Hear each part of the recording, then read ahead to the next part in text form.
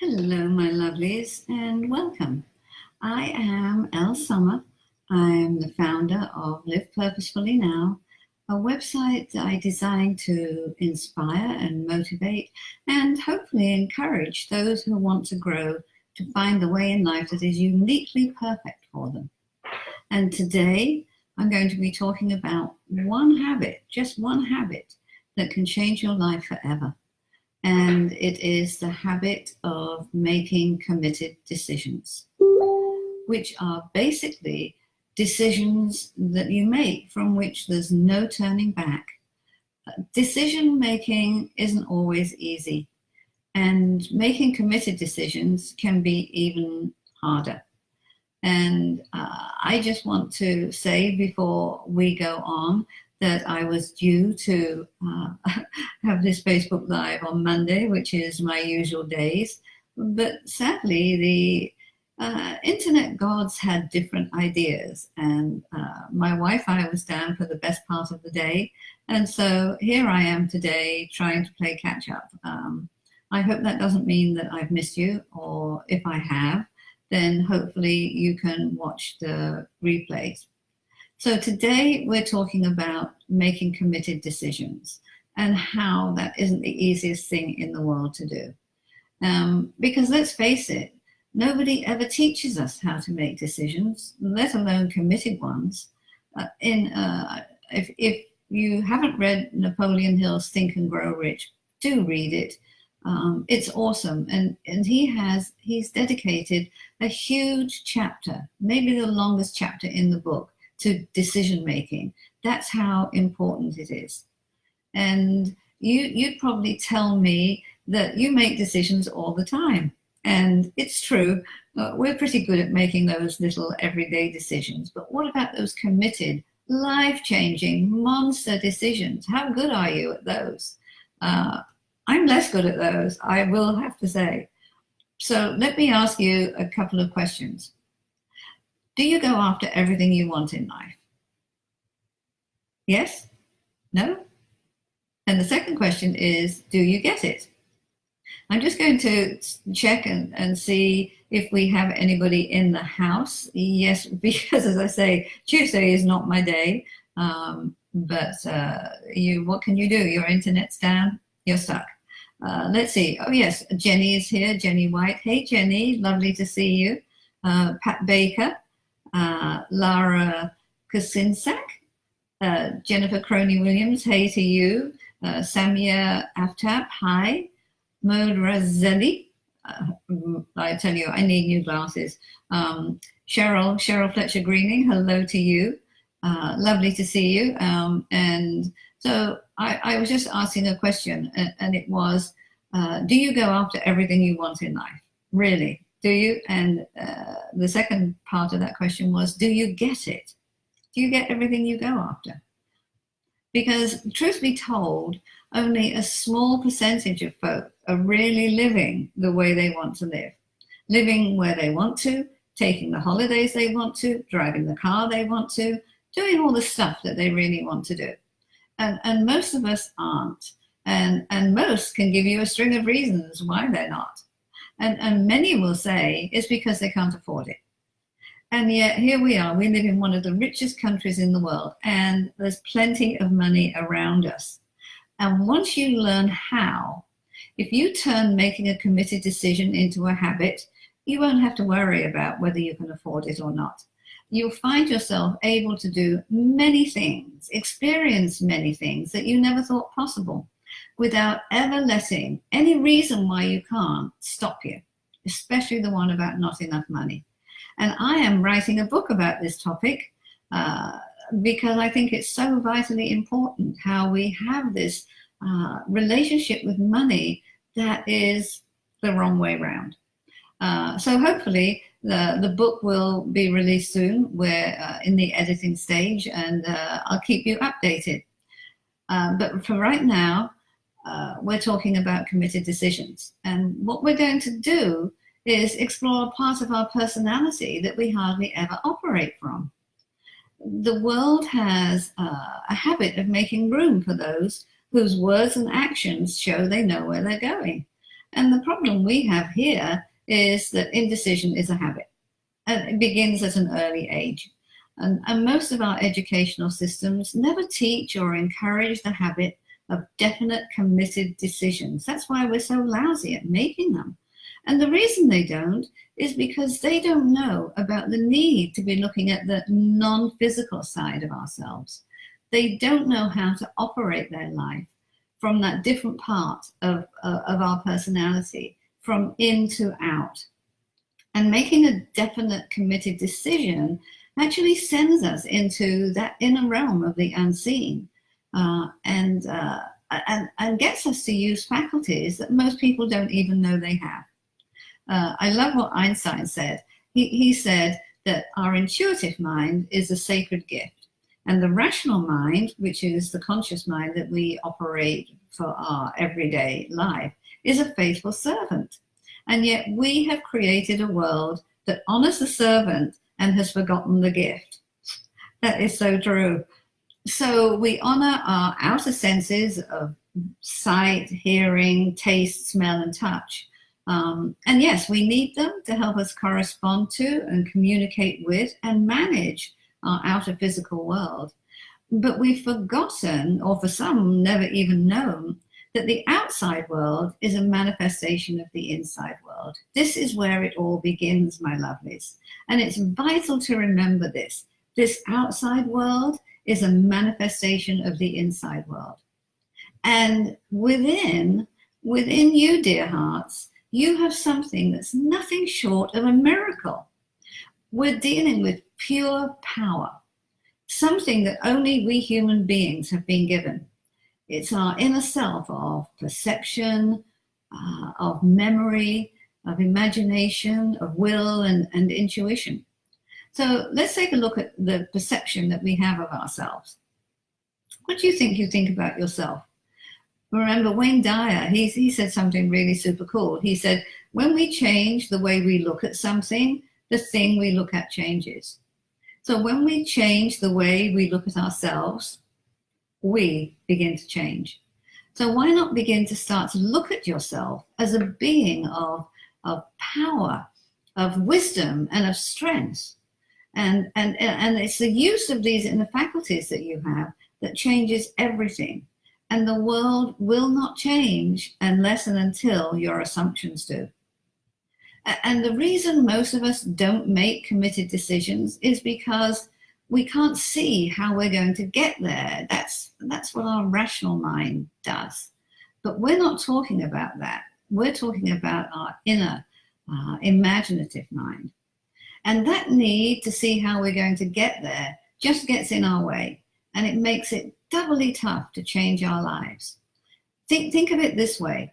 You are a massive energy. You're functioning via vibrations and frequencies. And no, I didn't say you're a mess of energy, although some days I think that's really true for me. I don't know about you. But there's this glow of energy all around you. And we're living in this vibrational universe. And that's what we are. We are frequencies of vibration within this universe that we operate in. It's like we're living in an ocean of motion. And much as the fish isn't aware of the water it's swimming in, we're generally unaware that we're swimming in this ocean of motion, this ocean of vibration. And there's an infinite number of frequencies. And we all think on frequencies, which, as we know, are levels of vibration. And once you get this and begin operating from the truth of this, your life can be changed forever. That you're thinking on frequencies, you're thinking on vibrations, on levels. And there's an infinite number of them. And because it's the frequency we think on that determines the results we get, in other words, it's equal to the results we get, if you like, we're sitting here experiencing the results of our current frequencies, our current vibrations of thought. And we say, well, this isn't where I really want to be. I want to be up there. So what is up there for you? What is it? What is that thing? What is that life that you want to be living? Would you believe that most people never live the way they really want to live? They never have the amount of money they'd like. take the vacations they'd like, live in the ideal place they'd like. And why? Because they don't know how. But don't let this be you, dear hearts. When people look up at where they want to be, all they see is this empty space with no path to reaching it. And if you're going to look at what isn't yet visible in your life, you have to use the gifts of those higher faculties you've been given. There is no physical path that you can see. It doesn't exist yet. But you can use the faculty of imagination. You can see yourself in the future, and the future is up here, and you can bring it into the present and begin acting like that person that you want to become. And it all begins taking us back to that committed decision to get to that place that seems so far out of reach. But then what do? Well, we say, oh, I'll do that as soon as I have enough money, or as soon as I have more time, or when everything's just right. Well, I'm here to tell you, everything is never going to be just right. And all this tells us is that we haven't made a serious committed decision to get there, because we don't need the money or the time right now, just the decision to get there. And once again, it's all about vibration. When you make that committed decision, everything starts to change. You begin to think from the frequency of the one who is there right now. And you're there in your inner world, living in this frequency, this vibration, which is the builder and the maker of your outer world. That's how it works. But right now, you're thinking from your current frequency. And to get where you want to go, you have to start thinking from that new frequency, the one that matches what's up there. And the truth is, you're not thinking from being there. You're repeatedly thinking from the present, which can only keep the same experiences happening for you. And how do I know this? Because I do it myself. But I know better. So I probably do it less often than I used to. But when you get on that new frequency, the beauty of it is that thoughts and ideas and people come into your life that help you get there. They are the path. They are the way. That new frequency that takes you to where you want to go, no visible path, that is the path.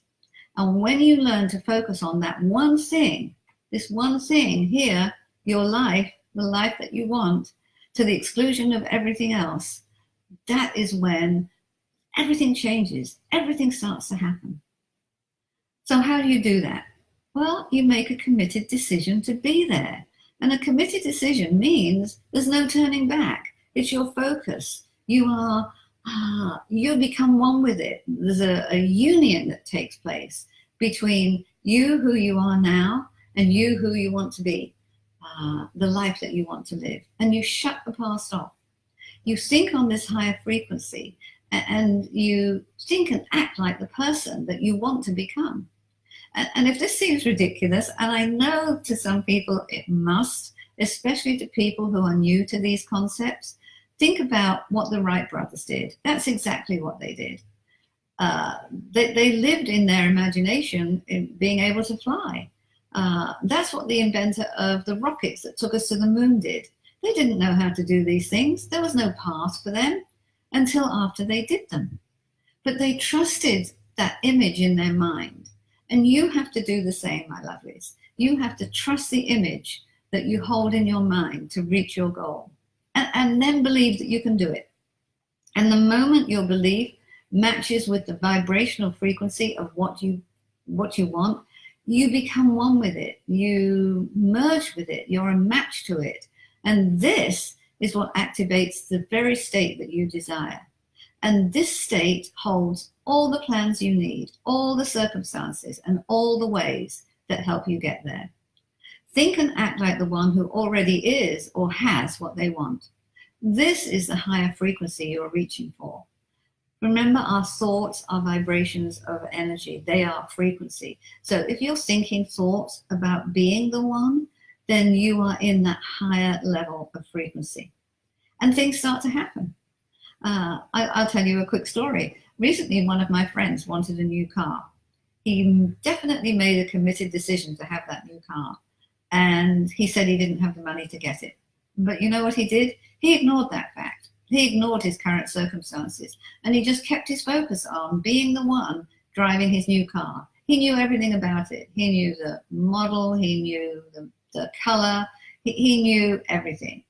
And in ways we could not orchestrate for ourselves without being connected to this incredible universal energy, he now has his new car. Even he can hardly tell me how it happened, but it happened. And that new state of conscious awareness of being the one who had the new car, it became the home from which he viewed his world. He was operating on a different frequency. That's how it happened. The whys and the wherefores of the physical happening, I don't know. Who knows? Thankfully, that's not our job. We don't actually have to do that. And if you start to do this, don't be surprised if the people around you think you're crazy. They don't know what you're doing. But hey, it's your workshop. And if you watch closely, you're going to see your outer reality being molded and shaped into the form that you see in your imagination. And when it all comes together, it seems like a miracle. But if you control the thought energy that flows to and through you, you'll discover that you have all of this power locked up within. And use it for what you want. Stop going after the stuff you already know how to get. It's not easy to do, and it requires focus and discipline, but you're worth it. So turn your committed decision making into a habit and decide to change your world. Because I know you've got this. You've got this, dear ones. Your new world awaits your committed decision.